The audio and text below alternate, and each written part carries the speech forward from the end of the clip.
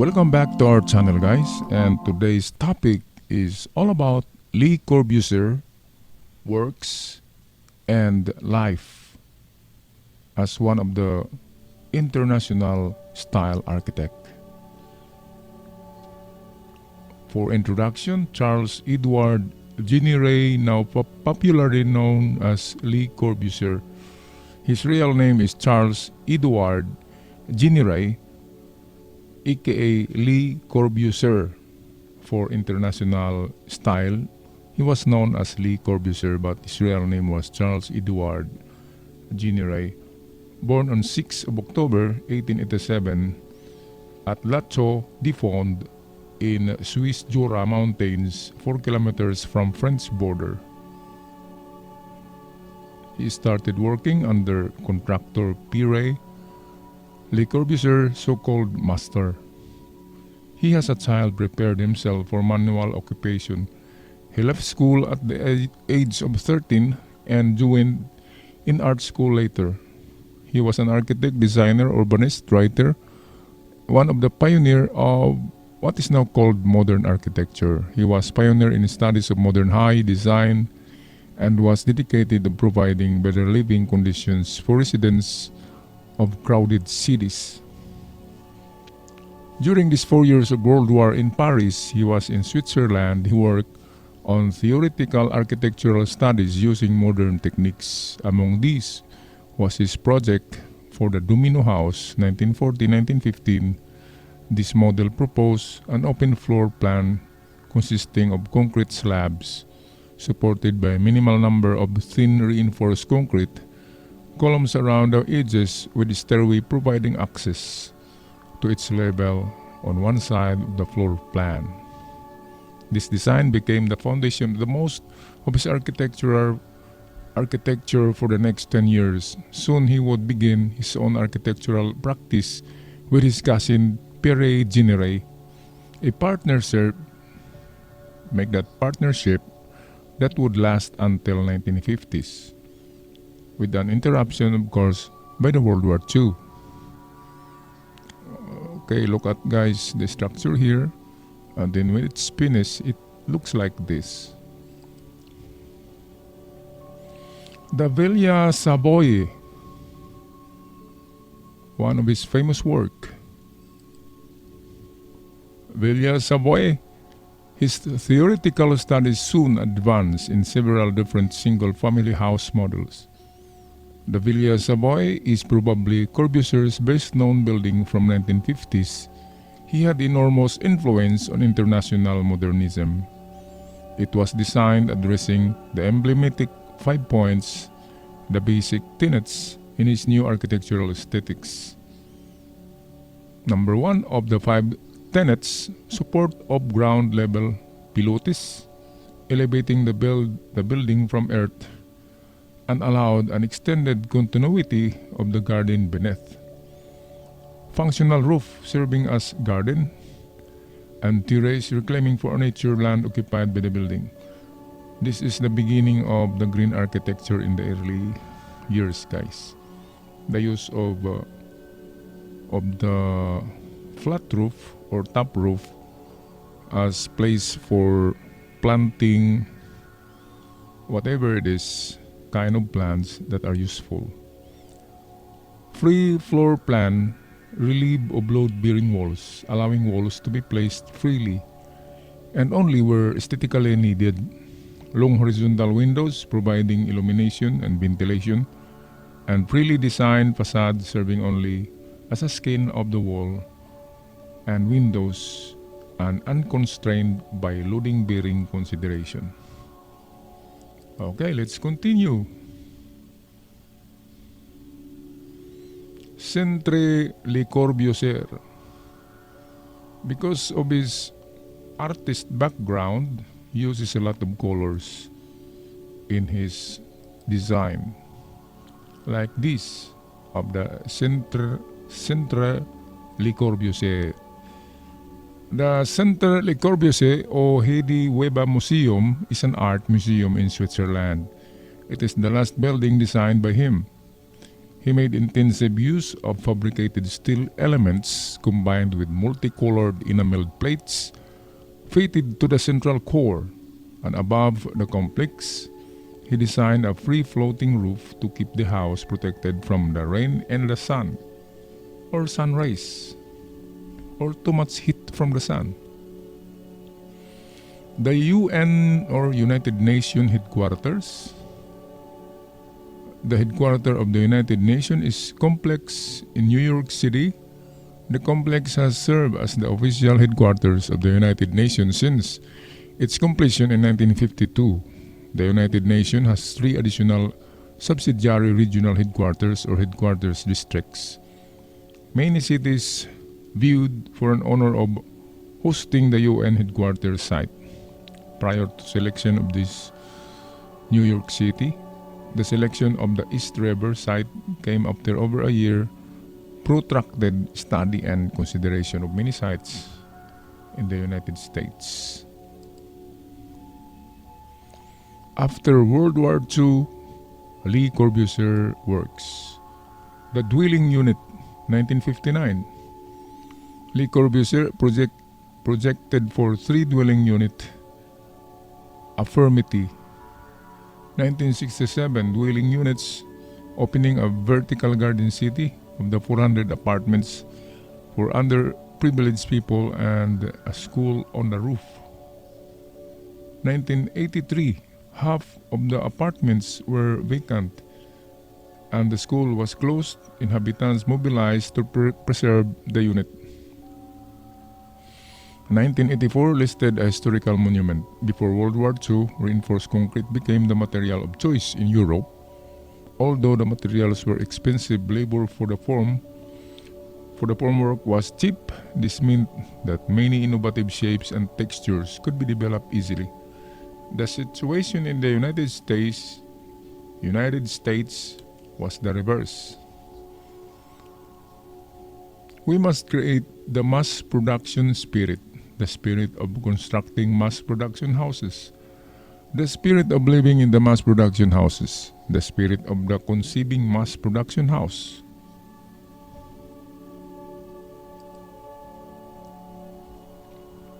Project for dwelling unit renovation, a new original program, rental dwellings. 60% current renters can buy now their apartments at a low price. Some apartments are sold to private investors. Hotel rooms are reserved for tourists.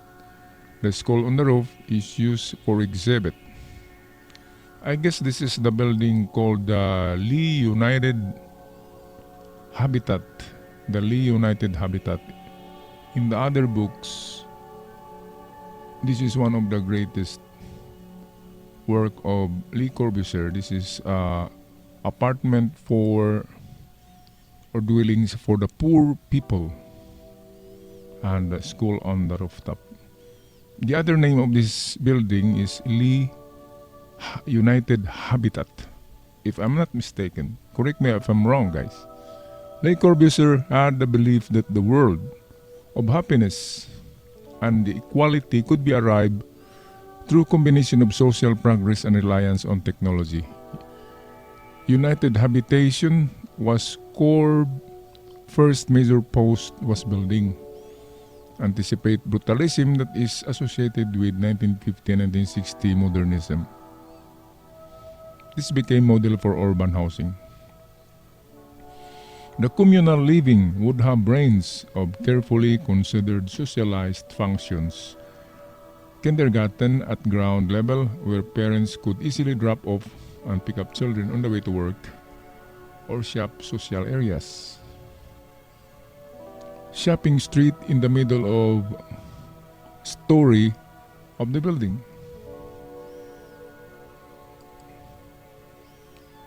The Pilgrimage Chapel at Ronchamp. This is known in the other books as the Ronchamp Chapel. The commission for the Pilgrimage Chapel at Ronchamp in eastern France intended to replace an earlier chapel destroyed by fire.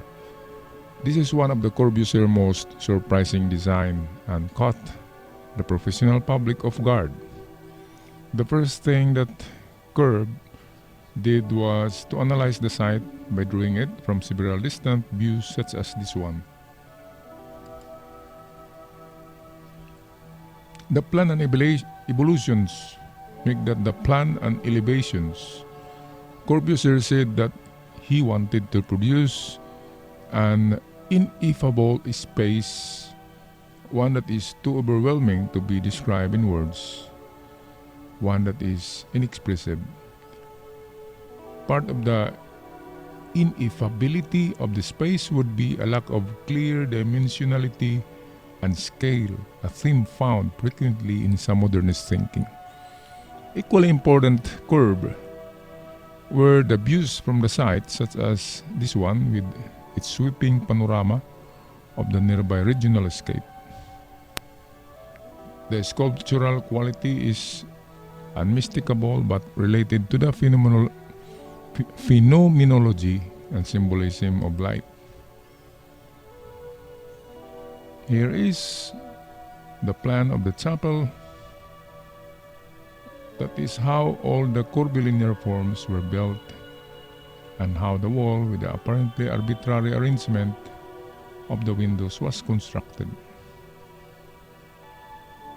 Notice guys, he applied curvilinear forms in his design.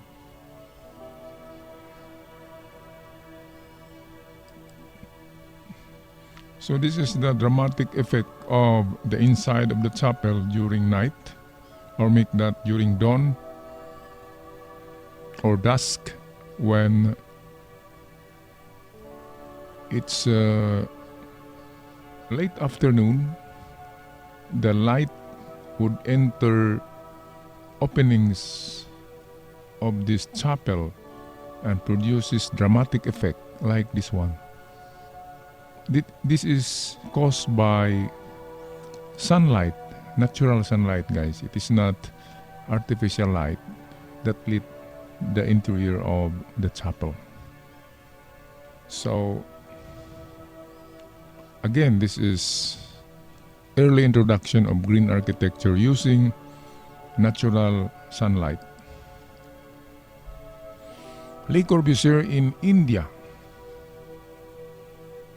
He was accused of being revolutionary, yet he confessed of having had only one master, the past, and only one discipline, the study of the past.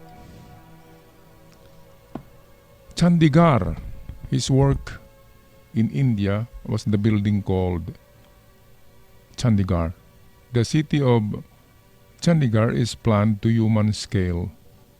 It put us in touch with the infinite cosmos and nature. It provides us with places and buildings of all human activities by which citizens can live in full, in harmonious life. Here are the regions of nature and heart are within the rich. Le Corbusier quoted saying that. When Le Corbusier went to India in 1951 to design the new city of Chandigarh, he was faced with difficult problems of cultural and political. India had just won independence from British and was still recovering. Chandigarh was center of drama because it was the new capital of Punjab, a state which has been sliced in two. The master plan. All the house open up inside. Grid planning is done. Chandigarh planning was done in manner that everything was easily clear about the routes and sectors. The 7 V's road system is used. The roads are classified as V1, V2, V3 to V7. V3 are the corridors, streets for vehicular traffic only. B4 and 7 are the roads within the sectors. Okay, so this is the plan of the city of Chandigarh. So where is that Punjab house?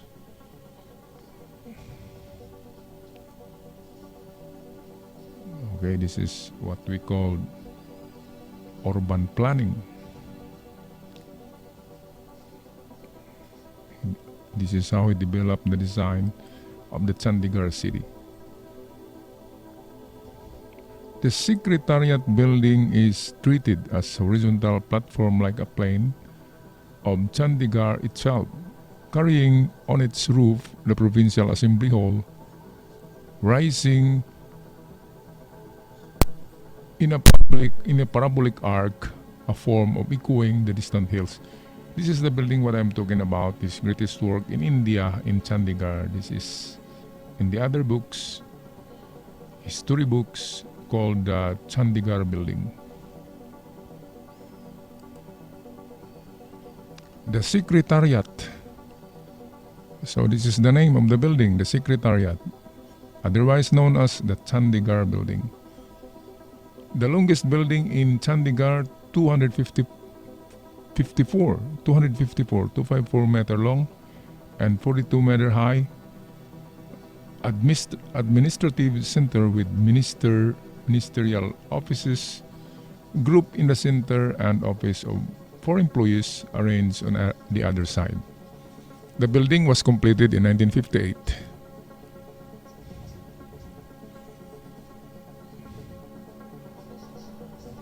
So here are the several views of the building.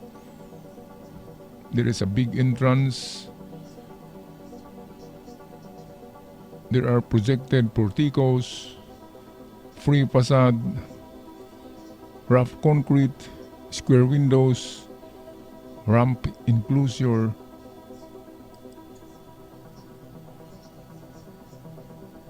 So the rough concrete again interposes in the fenestration of the two main facade. More than 2,000 units of unique design.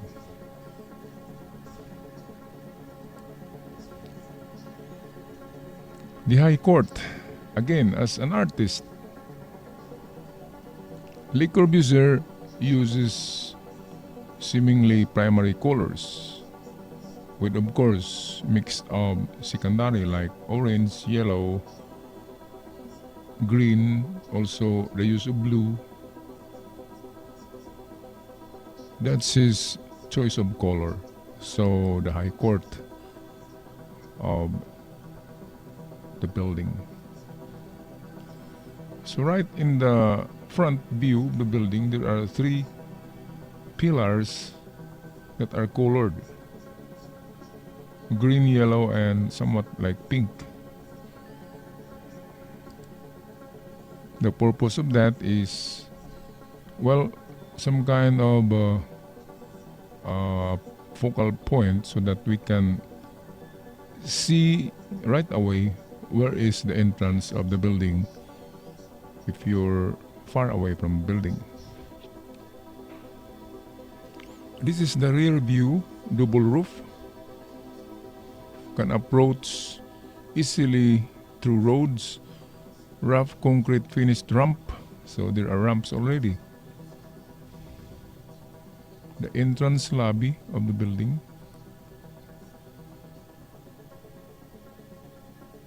Notice of the box form wall screen.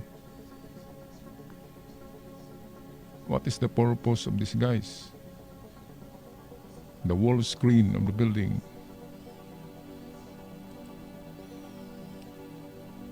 Another works of Le Corbusier is the Assembly Hall. Okay, this is a big building.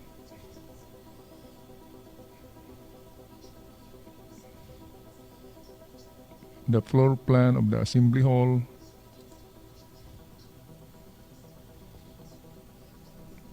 The Assembly Hall was conceived as a rectilinear structure.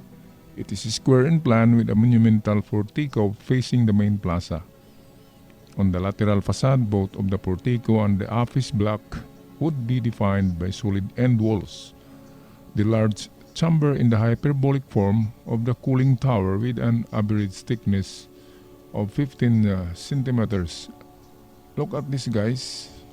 The purpose of this parabolic shape here is for air vent or letting the air enter and out of the building to cool down the interior of the building. That is again for today called the green architecture, the usage of free air and wind into the building.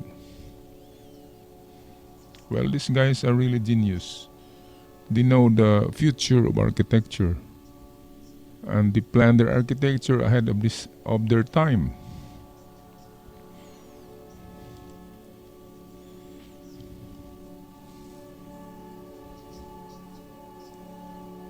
In all buildings of the Capitol complex, the assembly is the most intricate in plan. Separate circulation accommodation of all groups is provided, employing a system of individual entrances, stairways, lift, and ramp. There are two separate galleries for men and women in council chamber. Notice, guys, the shapes of these openings right here, and the column such like a mushroom shape. Still in India, the Sanskar Kendra Museum at Ahmedabad, India. It was originally a part of a large complex of cultural center of Ahmedabad, which had separate pavilions and areas for different subjects like anthropology, natural history, archaeology, monumental sculptures, workshops, and depot folklores in open air. It also included a pavilion for theater called Miracle Box. But out of the whole planned cultural center, only museum was built. Its foundation stone was laid April 9, 1954.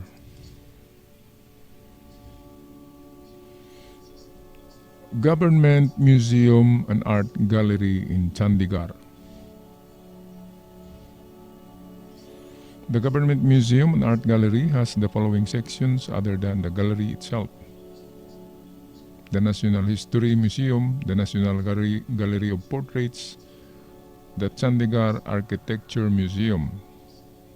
Each with further section, the Museum Art Gallery exhibit 10,000 mostly Indian work, such as sculptures and paintings. Well, that's nice. Proportional system in architecture of Le Corbusier. So Le Corbusier look at the building as a man. He looks at the building as it is a man standing. So many of his buildings and paintings are underlain by hidden ridges and geometric patterns. The fact that Le Corbusier was interested in proportional system was not unusual during the time at which he was developing. For him, this meant a rejection of the false aesthetic of decoration and return to the fundamental principles of architecture, including proportion and composition. Using an illustration of the Capitol in Rome, he demonstrates how the rational application of regulating lines gives the building its essential harmony and order.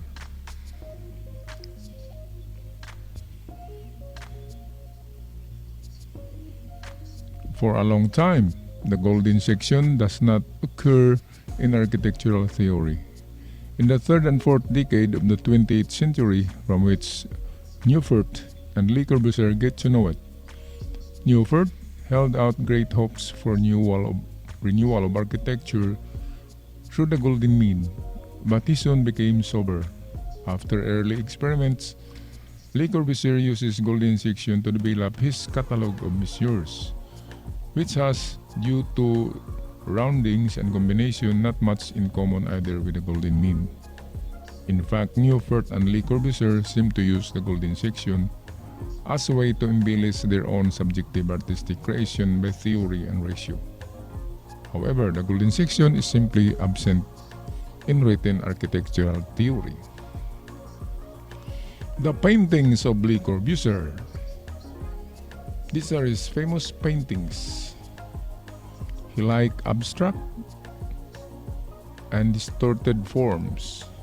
And now here are the questions, guys, for you to answer, and you know where to submit it, right? Here in our Google Classroom, hand it in or send it directly to our email.